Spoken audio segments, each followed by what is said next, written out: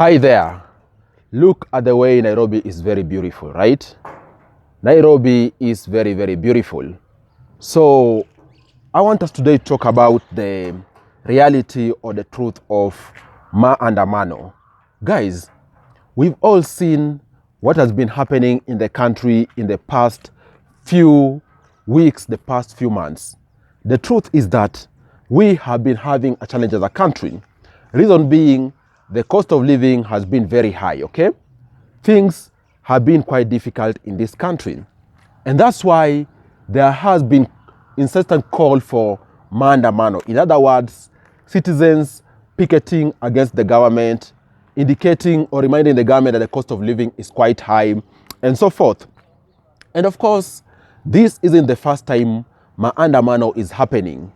Maandamano has been there for the longest time as a way of demonstrating to the government that there is need to do something to at least alleviate the suffering in the country, whether economically, politically, you name it. And of course, the current wave of Maandamano we are seeing has really had a very crazy impact. And I'm saying so because this form of Maandamano is more about economic war. I'm saying economic war because what is happening is that, yes, the cost of living is pretty high, but again, a section of our leaders will actually want to show the government that this is very dire, and even the citizens are willing to put down their tools for them to illustrate that actually things are not good in the country. And I'm saying so because this is some form of an economic war in that we are seeing businesses getting affected, individuals getting affected, and even government getting affected a great deal. For example, businesses out there, most of them are having to close, more so if they are based in urban centers. Talk about Nairobi, Mombasa, Kisumu, you name it. A good number of businesses are having to close because they know if they remain open, they might not be able to go ahead doing their business, or even worst case scenario, they might even get looted. So a good number of businesses are remaining closed. And this tells you that actually these businesses are foregoing profit for that particular day. They are foregoing doing their business. And unfortunately, even if a business closes, unfortunately the running costs remain. They're going to still have to pay rent. If they have employed people, they're going to still have to pay salaries and so forth. So that's a very dire impact on businesses. And then individuals, guys, unfortunately, we are also seeing impact on individuals. And I'm saying so because, guys, people out here are losing their jobs. More so, those kind of jobs which require people to go there daily. In other words, daily employment, whereby people are getting wages. A good number of people out there are losing their jobs, which is very unfortunate, but also it is a reality. And I'm saying so because if a business closes, how will they be able to pay people? They won't be able to do that. So with that, it means that those people who are earning wages each and every day are finding it difficult to even get their wages and, most importantly, sustain their employment because their businesses maybe are shaky. And then lastly, government is also experiencing the heat because we are talking about government bearing the cost of large-scale damages. To give you an example, we also, for example, last week, a section of the expressway around Mlolongo was actually damaged. And even so, the CS for transport, Bwana Murkomen, estimated that actually that would cost government upwards of 700 million to repair. That tells you the government is also taking a hit with regards to damages. And even beyond that, also the government is losing taxes because if businesses close down, how will they be able to get a profit for them to be able to pay tax for that particular day? And so with this, you can see that things are getting hard in the country. And in light of that, what does the future hold? Personally, I think these two leaders we have who are leading different factions, that's President Ruto and also we're talking about Raila Odinga, they need to come together to have a very sober conversation at the heart of it, talking about the interest of the country at heart. And I'm saying so because this is the only way we're going to have a sustainable way forward.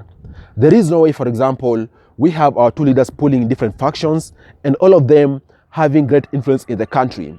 They need to come together, speak the same kind of language so that ultimately us as citizens of this country can be able to have a very clear way forward. And the truth is that it's only these two who can at least ensure things are calm or they are good in the country. So the plea is that both these leaders come together and actually assist shape a clear future for our country. Of course, we all understand things like, for example, power sharing are going to be difficult to sustain because already the position is very clear. But I think what needs to happen, or even so, what will happen, whether our leaders want it or not, we might have to see, for example, things like forced subsidies coming into place, because these particular demonstrations are anchored on high cost of living. Unfortunately, as a country, our economics don't allow for us to, for example, just slash highly cost of basic goods. So you might see, for example, government having or getting forced to introduce subsidies, a good number of which already they scrapped, like for example, subsidies on oil, subsidies on essential goods, like for example, flour and so forth. This could have to come back for there to be any form of normalcy to prevail in the country, because already the citizens know that cost of living needs to come down. And then most likely we're going to see even a higher burden on the government front with regards to cost of financing their undertaking getting higher and higher. Think about costs like, for example, things like loans they already have, okay?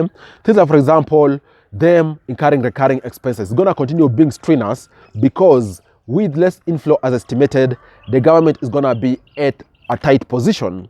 And then now, when it comes to individuals, guys, individuals are not also spared. And I'm saying so because, unfortunately, individuals out here are also going to bear the brunt of this. And I'm saying so because you're going to see, for example, there being increased tax burden. Of course, the government is going to push this to individuals. We might see taxes going to increase and increase in the future because, unfortunately, the country has to continue running, and it is you and me who have to sustain this particular cost of running the country. So you might see taxes going high and high. And then, from a social perspective, we could possibly see a more strenuous family setting, family positions out here, because with decrease in incomes, with people losing their jobs, things could just continue being strenuous in the family situations because of there being no form of livelihood. So we hope that this won't reach a particular point in time. The economy could continue as a going concern and things could be somewhat normal or more stabilized for there not to be such social effects.